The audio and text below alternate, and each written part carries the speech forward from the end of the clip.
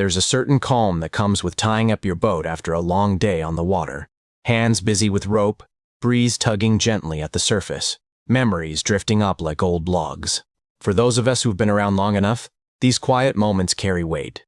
They're punctuation marks in a life lived fully. That's where I was, soaking in one of those rare, satisfying pauses when suddenly, blue and red lights reflected across the water beside me. I finished the last cleat hitch and turned toward the familiar sound of boots on the dock. 2 officers were walking up.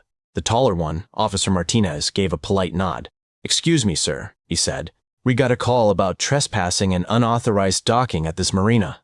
I didn't need to ask who made the call. Experience sharpens instincts in ways words can't. From the corner of my eye, I saw her, platinum blonde hair, arms crossed over a designer blouse, a smug tilt to her chin as she watched from the shoreline. Patricia Hendress. Everyone in the neighborhood knew her as Karen, even if they never said it aloud. And just like those quiet moments on the water, this channel is my way of sharing the stories that surface when the world finally slows down. If it resonates, I'd be grateful if you subscribed. I'm chasing 1,000 subscribers and every one of you makes this journey real. She stood there, sure she had finally won the battle she'd started. But living through enough chapters teaches you how to end a story on your own terms. Let me rewind and show you how this chapter began with police officers, a marina, and a woman whose love of control had finally run out of rope. 3 months ago, I bought a property overlooking the water in Sunset Shores. It wasn't just the crisp view or the sturdy craftsman-style house that drew me in. It was something rarer, a deed that included 51% ownership in the Sunset Marina next door. The previous owner, Frank Morrison, was a man whose reputation I'd admired long before we met. A veteran of both the military and real estate, Frank had built the marina nearly 40 years ago, back when this stretch was more swamp than suburb. Even as the HOA tightened its grip on everything else, he maintained control of the marina. When Frank passed, his estate attorney offered me the chance to buy the house along with his majority stake. I didn't hesitate. You don't say no to a legacy. Patricia Hendress, meanwhile, had been HOA president for 7 years, though no one could recall ever voting for her. She ran Sunset Shores with the enthusiasm usually reserved for tyrants and traffic cops. She decided who could enjoy the waterfront and who couldn't often based on whether you complimented her landscaping that week. The first week I moved in, she showed up on my porch, wearing a fake smile and carrying a 3-inch binder. "Welcome to Sunset Shores," she said sweetly. "I've highlighted the most important HOA rules. Sections 4 through 17 cover watercraft regulations. Be sure to review them." I thanked her and set the binder aside. That was my first mistake. People like Patricia expect compliance. When I skipped the emergency HOA welcome meeting she had convened, she took it as an act of rebellion. But the real confrontation started when I backed my 24-foot cabin cruiser, the one I've cared for like a grandchild, down the marina ramp. She appeared out of nowhere, lips pursed, clipboard in hand. "You can't launch that without HOA approval," she declared. I told her I lived at 47 Waterfront Drive and that my deed included marina rights. Her nostrils flared. "That doesn't matter. All watercraft must be approved by the HOA board before entering our marina." I smiled. "Actually, Patricia, I don't just have access. I own 51% of the marina. It came with the Morrison property." Her face went the color of a bruised plum. That should have ended it. But people like Patricia don't accept defeat, they escalate. Over the following weeks, she launched a campaign worthy of a political machine. Emails, flyers, whispers at cul-de-sacs. She warned the neighborhood that my unauthorized vessel would tank property values, painting me as a reckless outsider. Neighbors would stroll past as I worked on my boat, pausing just long enough to shake their heads or sigh. Complaints flew from the HOA board to the City Marina Commission, even to the Coast Guard Auxiliary. I answered each calmly, backed by documentation. But Patricia wasn't after legal compliance. She wanted fatigue. She wanted me to surrender. Then came the photos, hundreds of them, every angle of my cruiser captured, supposedly violating aesthetic guidelines. She measured dock distances down to the inch, hired a marine consultant, her nephew, a college kid with a fishing license and a GoPro. Everything came to a head at the next HOA meeting. Patricia took the podium like she was testifying before Congress.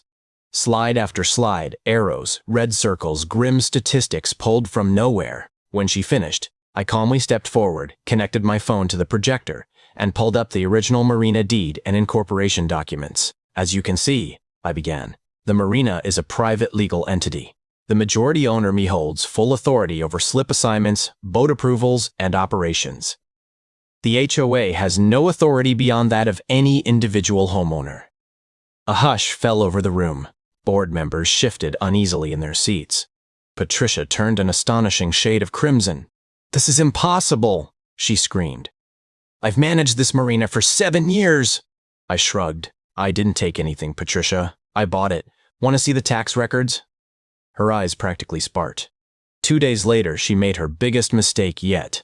I returned from a quiet morning cruise to find police waiting at my dock. She had actually called 911, accusing me of trespassing and illegal mooring. Officer Martinez listened carefully to my side and reviewed the documents. His partner, Officer Chen, barely hid a grin as I scrolled through the ownership records. Patricia stood nearby, arms crossed, tapping one manicured nail against her elbow like a metronome of frustration. Finally, Officer Martinez turned to her. "Ma'am, this gentleman owns the marina. He cannot trespass on his own property." She barked back, "But the HOA has standards." Officer Chen stepped forward. "Ma'am, misuse of emergency services is a misdemeanor." And that was it. The tipping point. Word spread like wildfire. Neighbors came out of the woodwork, sharing stories of her power trips. Tom in Unit 12 said she tried to ban his kayak for being too yellow. Sarah in Unit 33 revealed she'd been asked to write an essay on why she deserved a slip. I called a marina-wide meeting. The community center was packed. I laid out plans, new cleats, improved lighting, fair slip assignments. No more aesthetic panels, no more favoritism, just safety, fairness, and respect. The applause was genuine. Then, Patricia rose, like a villain straight out of a courtroom drama. "This is a coup," she hissed. "You're destroying everything that makes this community special." An older man named George stood slowly. "Patricia," he said, voice calm, measured, tired. "The only thing being destroyed is your stranglehold." What followed was a chorus of voices airing years of grievances. The garden gnome ban of 2019. The mailbox-colored debacle of 2020. The war on bird feeders. I closed the meeting with a simple, firm statement. The marina will operate independently and harassment will not be tolerated ever. Her lawyer tried to whisper her into silence. She spat, "You'll regret this, but karma doesn't need a clock. It arrives on time." The HOA board voted her out, 17 in favor, 2 against, 1 abstention from her sister. They formally recognized my ownership and separated marina governance for good. Patricia stormed out, seething. 2 weeks later, she submitted an application for a boat slip. I reviewed it carefully. Her history of harassment, the 911 call, the misdemeanor it, was all documented. I stamped it. Denied. Final. She appeared in person, flaring. "You can't do this to me. I am Sunset Shores." I didn't flinch. "There's a public marina 6 miles north. I hear they follow every HOA rule you could imagine." Eventually, legal fees from her failed attempts forced her to sell her house. Last I heard, she moved to Arizona landlocked, far from marinas, far from boats. The board dismantled her rules one by one, restoring order. I installed a small sign at my private slip. It reads simply, "Owner operated." Now families fish from the dock. Neighbors wave instead of whisper. No more tape measures, no more binders. Patricia's 911 call was the pebble that started a landslide. It ended her reign and gave this community its peace back. As for her final words, after fines and charges were assessed $3,000 to her single phone call, her lawyer just shook his head. "You're lucky it wasn't worse." If this story resonated with you, if you've ever had to stand your ground to reclaim a bit of peace, please consider giving it a like. And if you'd like to hear more stories like this, I'd be truly grateful if you subscribed. I'm on the journey to 1,000 subscribers, and each one reminds me these stories matter to everyone who's weathered storms and still believes in quiet victories.